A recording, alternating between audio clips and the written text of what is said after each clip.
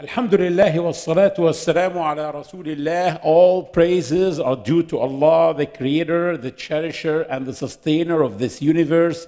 And may His peace and blessings be upon His noble Prophet Muhammad and his descendants and his companions and his followers, dear respected followers of Prophet Muhammad. I'm replacing Sheikh Shafi' today.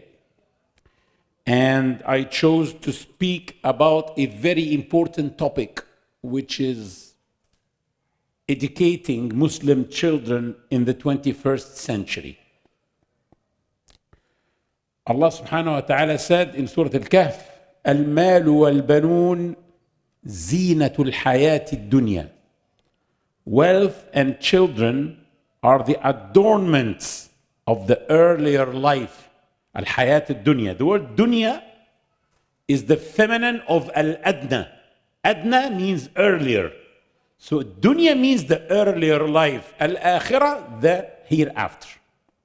Allah said that wealth and children are the two most beautiful things in this life. So children are a gift from Allah. And Allah subhanahu wa ta'ala have told us that children are a responsibility. Being a parent is a gift, but at the same time, it's a responsibility. Allah subhanahu wa ta'ala said, يَا أَيُّهَا الَّذِينَ آمَنُوا قُوا أَنفُسَكُمْ وَأَهْلِيكُمْ نَارًا وَقُودُهَا النَّاسُ وَالْحِجَارَةُ. O you who have attained faith, shield yourselves and your families from a fire whose fuel is people and stones. So you have a responsibility to protect your family from being the fuel of fire. Yesterday I was on BBC Arabic discussing BBC Arabic radio discussing a new survey that was issued about atheism and how it spread in the Arab world. And then they brought some atheists and some troubled young people on the show asking questions. And I was one of the people who were answering, me as a sheikh and another man who is a reverend, a Christian Syrian reverend. And then this girl called Aya gave a question, I answered, and then the interviewer asked her if she's okay with this answer. She said, actually, yeah, it's perfect. So, alhamdulillah, it's fine. And then I found the Christian reverend exploding, saying, I have a problem with such kind of answers. Because my answer was, let me tell you, the girl said, why God is doing this to us? Why life is full of adab, full of hardship? My answer to her was, there are three types of lives. A life that has only na'im, na'im means enjoyment, and there's no hardship at all. And there's a life that has only hardship, and there is no na'im at all. There is no enjoyment in it at all. And there is the life that is a mixture between both, na'im and adab, hardship and enjoyment. The first two lives are not in this life, are not in this world. They are in the hereafter. So the life that has only hardship and no enjoyment at all is the life in Jahannam. And the life that has only enjoyment and no hardship at all is the life in paradise. But this life that where we are now, where is a mixture between na'im and hardship, enjoyment and gifts and hardship. But even the gifts are a test from Allah. So if Allah gifted you with strength, it's to test you. Are you going to use this strength in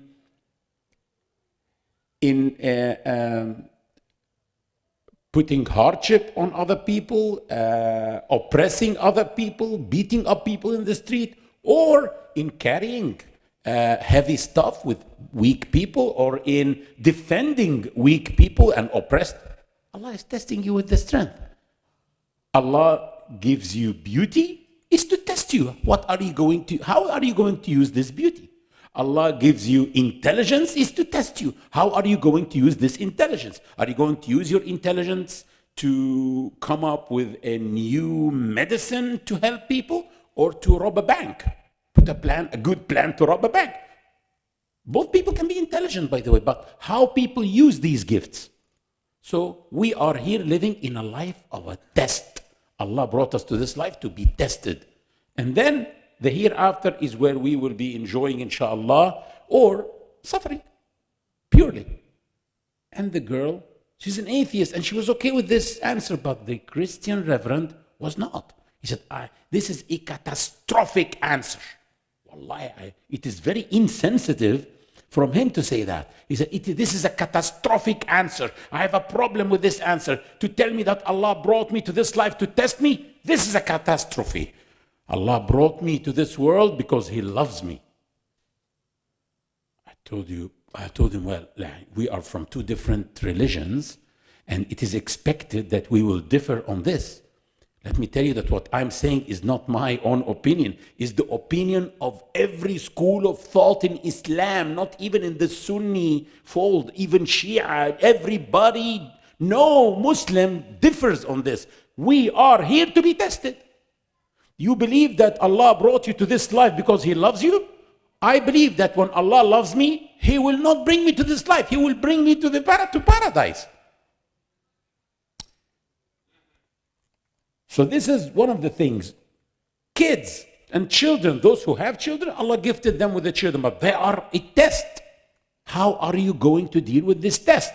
Let me tell you now how Al-Ghazali, Imam Abu Hamid Al-Ghazali, in his famous book, Ihya Ulum al-Din, which is the revival of Islamic sciences. It's a very good book. Though it has a lot of weak hadith, we all know that. But now there is tahqiq, and we can know now which hadith is authentic and which is weak. No problem. But he said something very beautiful. He said, الصبي أمانة عند والديه وقلبه طاهر كالجوهرة النفيسة الساذجة خالية من كل نقش وصورة. He said, every child is a trust that Allah gave to his or her parents. The child's heart is a pure gem which is ready to acquire any information and ready to incline towards any inclination. If the child is taught good, he or she will be good and will bring about happiness to himself or herself and to his parents and his teachers in this life and in the hereafter. But if he is taught evil, or if his education is ignored like an animal, he or she will be evil and will bring about destruction, which his guardian will be accountable for. And his guardian, as according to Imam Abu Hamid al-Ghazali, is not just a parent. It's even the wali, it's even the ruler. And this tells us about the importance of education, of giving the right education to our children.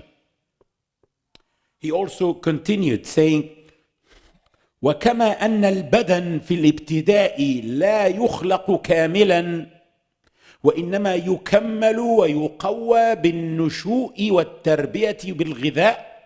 And as the body starts incomplete, then is nurtured and strengthened over time through care and nutrition, the nafs as well. The nafs is the self. It is the unphysical being, the unphysical part of you. It is you excluding your body. That's the nafs. It includes the feelings, the heart, it includes the inclinations, the ego, anything unphysical in you is called the nafs. And the nafs as well, the unphysical part of the human body, starts incomplete and is nurtured through tarbiyah, disciplining, and education. So educating our children is very important. Giving them the right education is very important. And in the 21st century, educators have huge challenges. Muslim educators have huge challenges. First, children do not learn the same things nor the same ways as we did in the 70s and 60s and 80s, and we cannot give them the same education. The religion, when it comes to teaching them religion, and that's what I will focus upon today, religion, the religion of Allah is constant. It doesn't change because it's divine. But the religious discourse is human and it can change. Actually, it must change from one place to the other and from one time to another. Allah Himself, subhanahu wa ta'ala, who has one religion that does not change, changed the discourse according to the people. And He said, وَمَا أَرْسَلْنَا مِن رَسُولٍ إِلَّا بِلِسَانِ قَوْمِهِ لِيُبَيِّنَ لَهُمْ. And never did we send any messenger but in the tongue of his people, that he may clarify for them. The tongue, the lisan, does not only, is not exclusively the language. It is a whole cultural container that includes the language and the culture and the traditions and many things. So, talqeen or direct indoctrination is not working anymore with children. Not in this phase. It's not working anymore. And it's unacceptable by many of our kids. They don't accept indoctrination. Also, forced memorization on them is unacceptable by most kids. Kids now want to learn through experience and also in an atmosphere of fun. So educators, Muslim educators, have a lot of challenges today. The spread of secular and materialistic views are a huge challenge. And the problem is that they are embraced by some educators. So I can be a Muslim educator, but there's a non-Muslim educator too. And there is a secular Muslim too. And there are so many educators who are educating my children. So I have competitors that are competing with me in the field of education who will feed the kid the education that he wants. Children today are fed that there is nothing in existence except what they can see and feel. That's the materialistic view. That the human being in this materialistic mind is reduced into the trinity of consumerism, production, and fulfillment of desires, and that's it. But there is no spirituality. The spirit doesn't exist for them. We as Muslims do not believe that we are bodies and souls. No. We don't believe that we have souls. We believe that we are souls that have bodies. We're not just bodies that have souls. No, we are mainly souls. The soul is the most important, but my body is not. If I get a hand cut or a leg cut, I'm still Fadel Solman in front of you. But it's my soul that if it departs, You just throw me in a grave. So educating our children that they are bodies and souls is not an easy task today, especially in such an atmosphere that is hostile to spiritualism. To educate our children about themselves and their God and about the relationship between themselves and their God is a huge challenge today. I remember about 10 years ago, exactly 10 or 9 years ago, in the Arab world, in one of the countries of the Arab world, by the way, one of my trainees, she's an Islamic education teacher in an international school. She entered the class and she asked every child, boys and girls, to get out a sheet of paper and to write everything in his or her mind about Allah without writing his or her name. And she collected the papers so that kids don't shy from expressing themselves. The lady fainted in the class. She said 90% of the kids don't even believe that there is God. We're talking about 12 and 13-year-old kids.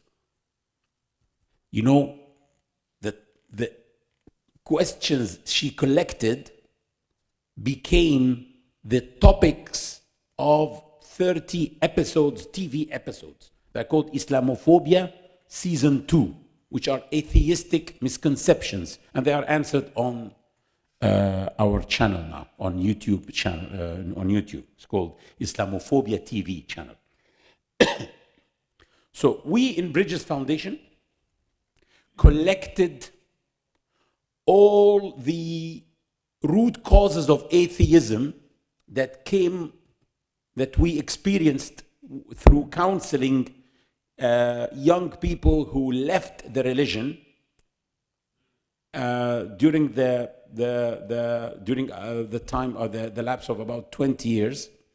And then lately we also, through the collaboration with other institutes like Yaqeen Institute in America, like Ayera here in Britain, and some scholars like Dr. Nidal Qassoum, Dr. Muhammad Basil al-Ta'i, Dr. Ahmad Galal, Dr. Amr Sharif, all those people, we nearly collected all the root causes of atheism. And I spoke about them here in this mosque before.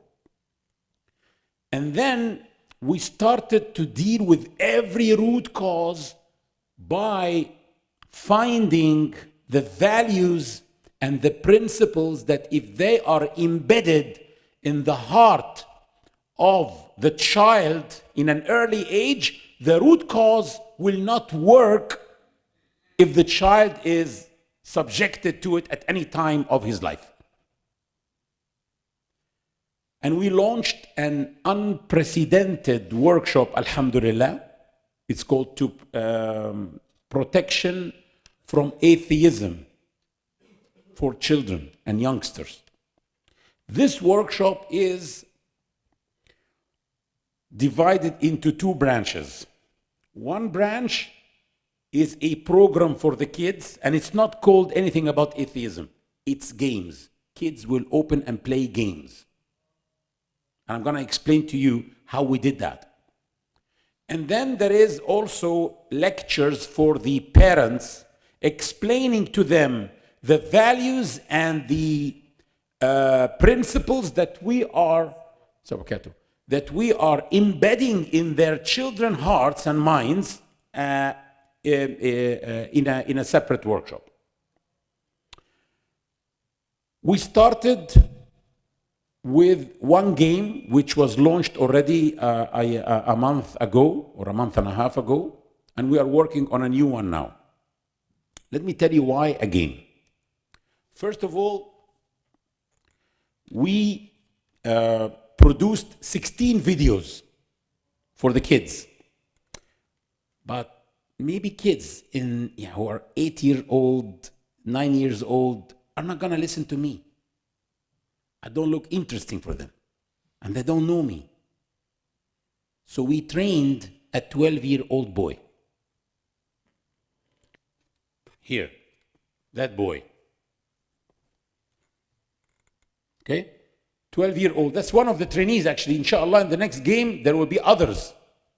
12-year-old, whom we trained to give the material that we prepared. He did not prepare it himself, because some people say, but how can I trust that this boy is knowledgeable enough? We did not say anything from himself. We prepared everything, and he is giving it to the children. Okay, on camera. Good. That's the first innovative thing in this, the first creativity. What else? How can we make sure that the kids digested the meanings that we want to give them? So we made for them, we give them after every video 4 questions, multiple choice questions, that tells us if the kids really understood the message of the video or not. Good? The challenge is, me as a parent will sign up my kid, but how can I know that kids are really going to watch 16 videos and answer the questions? So we embedded this in a game. The boy goes, the game is called After the Match. The game starts by the kid choosing between 4 languages, English or Arabic with the Egyptian dialect, or Arabic with the, not Moroccan, the Moroccan did not deliver actually, unfortunately. Arabic with the Syrian dialect, or Arabic with the Gulf dialect. When he chooses, he watches a drama video that is very interesting. And after that, he chooses a team, one of the teams of the World Cup. And then he plays 15 matches, penalty shootout matches against the computer. Each match starts with a video for Ahmed Salah in 3 minutes, giving him a short message in which there is a value that we are trying to put in the kid's heart. After that, the kid, after watching the video, the kid starts answering questions. When he answers the question right, he scores a goal.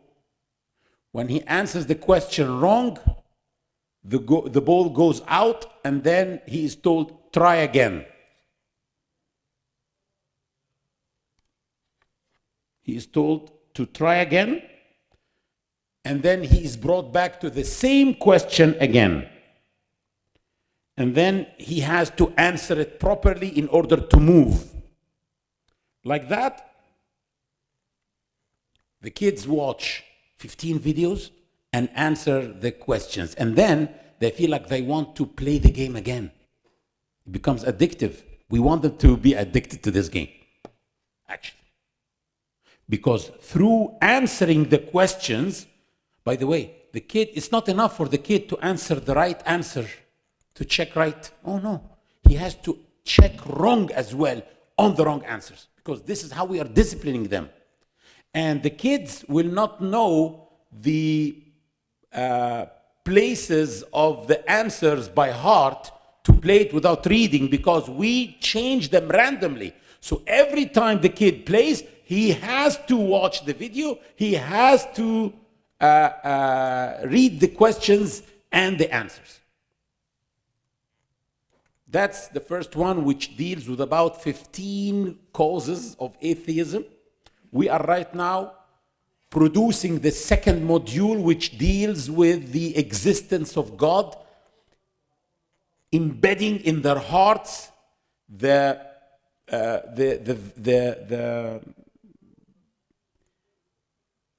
fact that there must be a creator.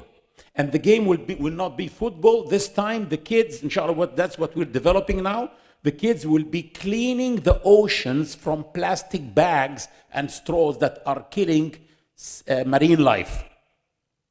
And the ship will run out of fuel, so the kids, in order to fuel, they have to watch a video and answer questions. Like that, the ship will be fueled again, and they will continue playing. That's our approach now. This is how we are making 8-year-old kids and 9-year-old kids, from 8 to 18 actually, sit and watch videos and digest important messages that we know that each one deals with a certain root cause. Let me give you one of the examples. One of the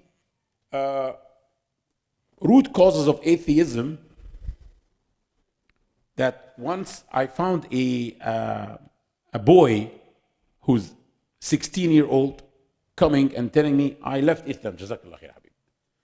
I left Islam. I said, why? He said, because Islam is oppressive. I said, oppressive for who? He said, for girls and for LGBT people. I said, are you? He said, no, I'm straight. And of course, he's not a girl. But why is he leaving Islam? Because it's oppressive for girls, which is not a girl, one of them, and for LGBT, whom he's not one of them. But that's normal, because no one likes to be a part of an oppressive system. No one likes to be a part of an oppressive religion.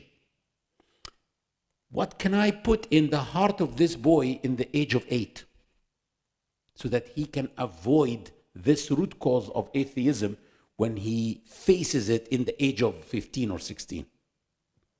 In the age of 8, should I talk to the kids about ahkam al-mawarith and inheritance and why Allah gave the girl that and the boy? No, he's not going to understand this.